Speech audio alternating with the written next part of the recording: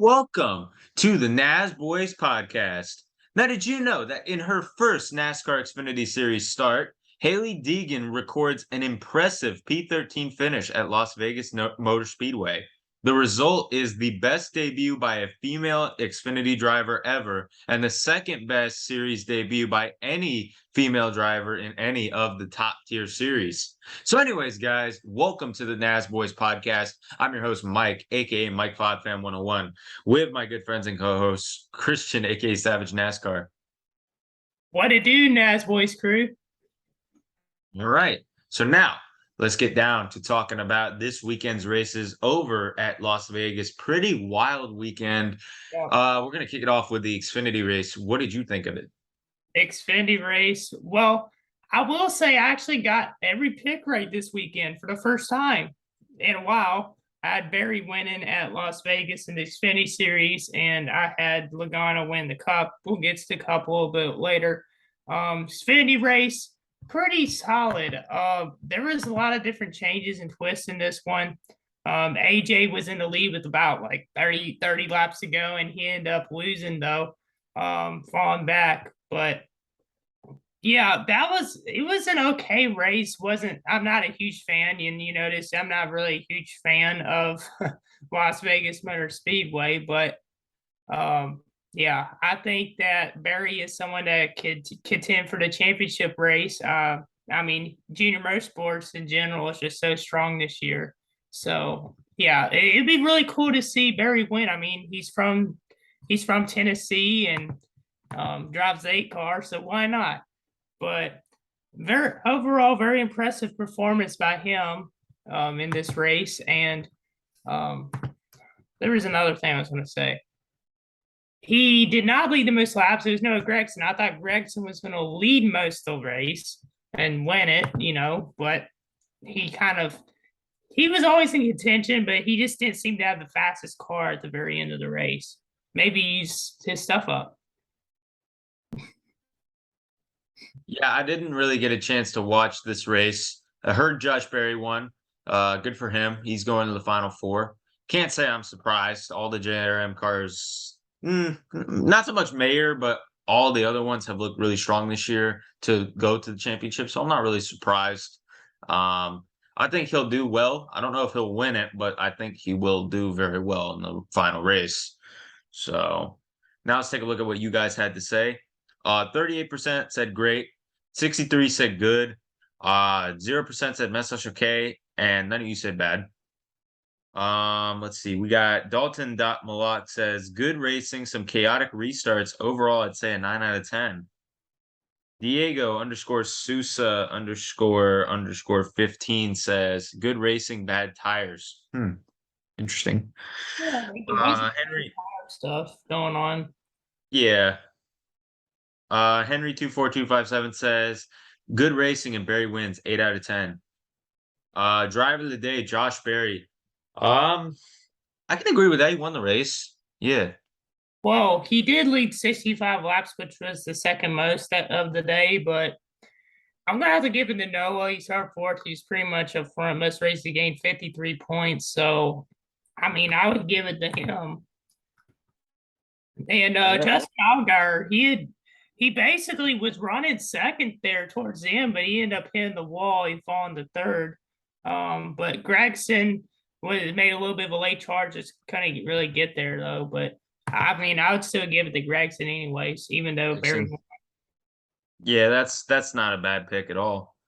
So now let's talk about the very eventful Cup race. What did you think of this?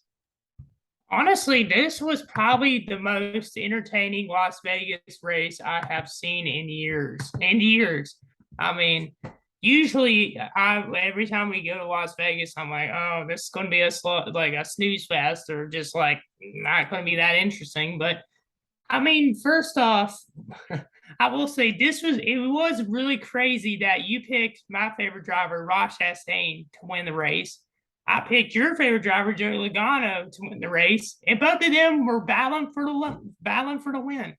That is pretty cool. I mean, I didn't see that coming at all, even though I did say Ross was someone to look out for. But I thought that was pretty interesting to point out. Kyle Busch spun out at one point early. Spin off turn 4, Kyle Busch. Kyle Busch sliding into the grass, and the caution will come out. Keep her locked. Running in the 6th position. Leaders at 2. Right rear, see the right rear damage just a little bit. I mean, we saw a couple guys towards the end have not tire issues, but just get loose and hit the wall, spin out. JJ Yeley was actually really good in practice a couple days ago. If I was correct, I saw that. He ended up spinning out on the front stretch at one point. Trackhouse Racing was really strong. Daniel Suarez was up front for a good bit. He ended up spinning out. Wasn't really a wreck fest, but there was wrecks towards the end. But of course, we have to talk about the biggest thing from this weekend, and that was Bubba Wallace versus Kyle Larson. And if you haven't seen that, here it is. Yes. We're here. And into the wall goes Bubba Wallace. And he comes back across the track, tags the 5. They're both in the wall, and the caution comes out. Tips the 20 car of Christopher Bell. Christopher Bell hard into the outside wall. So everyone knows who's at fault here. And if you don't know who's at fault here, then you're delusional. Bubba Wallace, yeah, he got ran up a little bit, but it wasn't like Kyle Larson did that on purpose or anything like that. Bubba Wallace did win stage 1 and had a very fast car, and he decides to ruin it by wrecking himself and Kyle Larson, and then tries to play the victim. So what is your thoughts on this? Because that was wild and a hard hit for Kyle Larson, and also takes out playoff contender Christopher Bell. First off, the race itself, I checked out the highlights. Pretty interesting race. I would have to give it an 8 out of 10, judging by the highlights I saw. We did see what looked like a lot of close racing. They were 3 wide at one point with Justin Haley, Ross Chastain. I think there was another guy. I can't remember who the other guy was, but there was some 3 wide racing, which I really, really enjoyed watching. Joey Logano winning the race. I'm very upset that I couldn't watch the race, but I was very happy to hear that he won the race. And at work, I may or may not have screamed in the parking lot like a crackhead, and people were looking at me.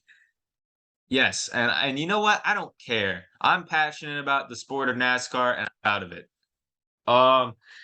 But anyways, I think everybody wants to hear my thoughts on the Bubba Wallace thing. As many of you guys know, I'm not at all a Bubba Wallace fan. It has nothing to do with the race crap that a lot of people like to point out, that Bubba haters are racist. That's pretty much what everybody says. That, yes, there are people that hate him because of his race, and those people are scummy. But there's also people that realize that Bubba Wallace overreacts to things. And this is another example of him overreacting. Yes, Larson got into him, but it was not intentional. That stuff happens all the time in racing, especially on like 1.5-mile tracks. We saw it earlier or later in the race with William Byron and Ryan Blaney. Yeah. Fortunately, Blaney was able to keep it off the wall, but it looked like a very similar situation.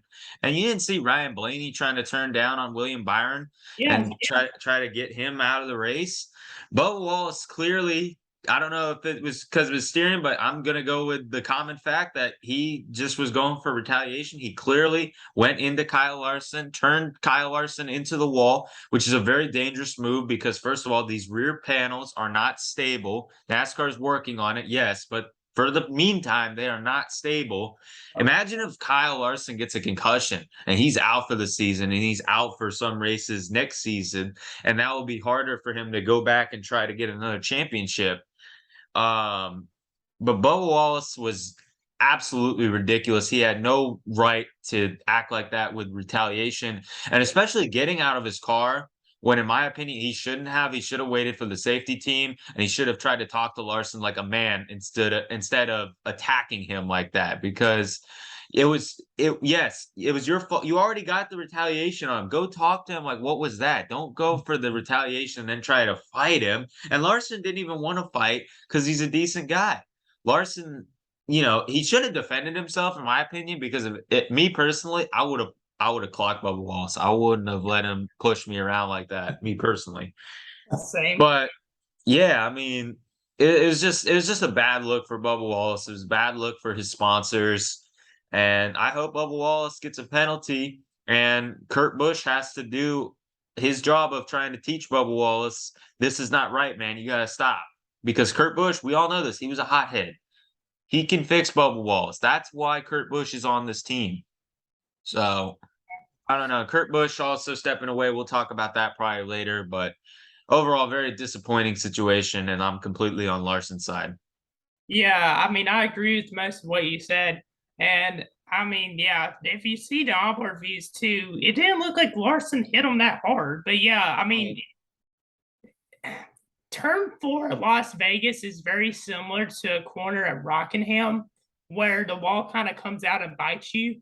And it looked like, of course, it's going to be a little bit narrow. They're running up high on the track. They're going to make a little bit of contact. And, situations like that are just unavoidable. It's a racing deal. But then again, Bubba was probably thinking that contact with the wall probably really hurt his car, which I don't really think it did. No. But yeah, just blatant. And then Bell, being affected by that, he had won at the Charlotte Roval and is now, let me check on the stands. I have him right in front of me now, 56 points behind, Which is ridiculous. Race. So yeah, that could affect his championship hopes. And another thing was to mention too, Ryan Blaney was really strong in this race. He ended up spinning out and hitting the inside wall later on in the race, like towards the very end. And I know he was battling Logano a couple of times. He had that thing, like you mentioned, with William Byron, which Byron made an incredible save. I mean, most drivers would have probably lost it, but Byron kept it in and saved it. No, Byron got loose underneath Blaney. Yeah. Oh, never mind. Now I was thinking of the wrong thing. My mistake. But yeah, you are correct, though. He did. And I was watching part of the race at Buffalo Wild Wings, but I did get to see almost the entire race, thankfully. But yeah, it was definitely a wild one. And for Joey Logano to win, not my favorite driver, you know that, Mike. But I was really happy to see Ross Chastain do very well and have a chance of winning, like we had predicted, and also winning fantasy this weekend. That was a plus. Yeah. Yeah. All right, let's take a look at what you guys had to say. 17% said great, 83% said good. Nobody said man slash okay, and nobody said bad. Pretty good. Henry24257 says solid race and Logano wins 9 out of 10. Yeah. And then for the Bubba and Larson thing, 0% are on Bubba's side, 100% are on Larson's side. Wow, that's a big percentage right there. It is. I can't believe that personally. I thought we were going to get at least 1 or 2 people on Bubba's side. Yeah. Well, I will say there was some people taking things a little too far and the responses about the Bubba thing. Trepidation had a really risky post, but also kind of like, oh, Larson, don't do it, sort of thing. But all right, guys. So before we move on, we are going to take a look at the point standings going into this weekend at Homestead, Miami. So number 1 is Joey Logano. Then we got Ross Chastain in second, plus 18. And then we got Chase Elliott in third, plus 17. And then Denny Hamlin in fourth, plus 6. On the bubble, William Byron is -6 in fifth. Chase Briscoe is sixth, -9. Seventh is Ryan Blaney, -11th. And then eighth is Christopher Bell, -20. Homestead Miami, then again, is not one of my favorite tracks either. But we'll see. We may, with what happened today at Las Vegas, maybe we may see something interesting happen at Homestead this coming week. So I guess now we can move on to meme of the week. We got plenty of them today. I was gonna say the thoughts on what people had to say about Bubba. Spuddo.shady said Larson made a mistake and it blew Bubba's fuse. Yes. Wendy Will SO9 says, well, it's really Wendy Wilson. She says ridiculous. I agree. Henry24257 says totally uncalled for. Agree with all those responses. Yep. All right. And then the driver of the day, nobody. I was looking at it. Bubba Wallace looked like he had a fast car, but obviously I'm not giving it to him. I'm giving him clown of the week. Ross Chastain, he led 68 laps. I guess I'll give it to Chastain. I don't know. I don't want to be too. I don't want to be too biased here. I was already biased saying that I scream like a crackhead in the parking lot. So I will say Tyler Reddick was really strong early. He led 32 laps finishing. yeah. I'm not going to give it to him. Kyle Busch was really strong. He finished third. Briscoe was fourth. But one thing I will say really quick that was interesting, Eric Jones, he got his 8 top 10 in like the last, no, I saw something like he's had 3 straight top 10 finishes or something like that. So that's really cool to see. Noah Gragson got 11th at the 48 car, which I actually predicted correctly on the NASCAR Hotspots post. So I was quite surprised by that. But Raj Chastain is my driver today. I mean, he led the most laps with 68 and he finished second. He had a really strong car. But Logano just, I think, with the experience and being able to make that move by him, that was really impressive. But my favorite driver finishing second, it's fine with me. All right, now let's get into meme of the week. So, meme of the week, we got a couple of them today. One of them was by NY, like New York, I guess, Alex Bowman with the Kurt Busch changed the world. My final message meme. I don't know if this really counts as a meme, but I would consider it. Okay. One NASCAR General. This one was really funny, except for he misspelled caution when William Byron wrecked Steady Hamlin under caution. When Bubba Wallace left on the straightaway. I like that one. That's probably my favorite. Yeah, that was really funny. And then the NASCAR memes IG Joey Logano diecast one. That one I don't really understand, but I'm not a diecast hunter. But another because it's the same scheme every year, but it's overpriced. Oh man, the trepidation was kind of risky, but interesting as well. And then there's the one that I made, the letter of the day.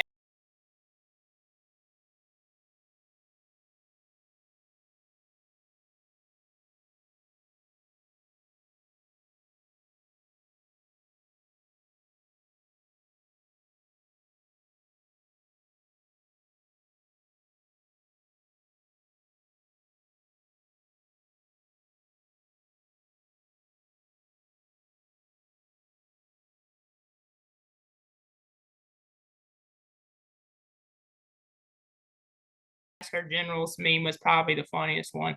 Yeah. Well, let's see.